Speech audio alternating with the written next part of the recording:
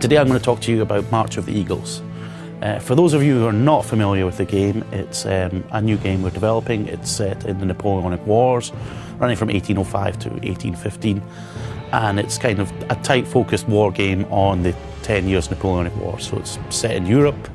You have the 8 major powers battling it out for dominance across land and sea, and the way you do this is to control provinces.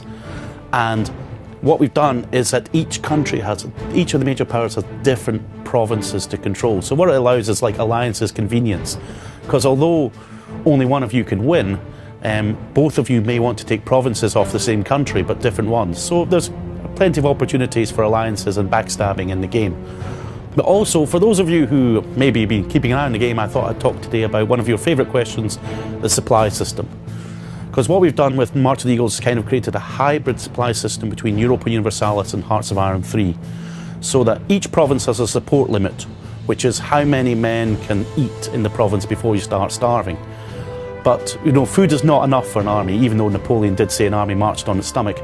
So we also have supplies, which covers things like, you know, muskets, ammunition, reinforcements, pay. And each region of your country will generate supplies.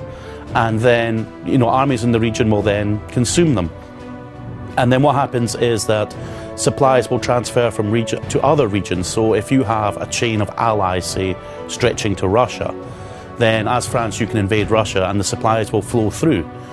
But if one of your allies is rather small, then it's going to form a bottleneck, and then you've got to start trying to think, going, well, do I try and get access through Austria, and then I can start my supplies flowing.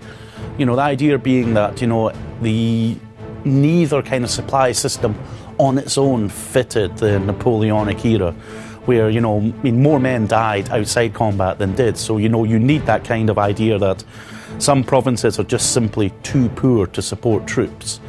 And at the same time, you do want those kind of, you know, how many men can I really sustain, you know, because, you know, musket balls are expensive. And, well, we've also added in one additional new special unit for the military system, which is the supply train. And it in itself doesn't consume any supplies, but it will carry a large number of supplies for your armies. Meaning that if you're going to march off into hostile territory, if you build a few supply trains with your units, then you can abandon your supply line for, you know, a few months, conquer what you have to conquer, and then hopefully get back to your supply bases in time for you guys not to starve.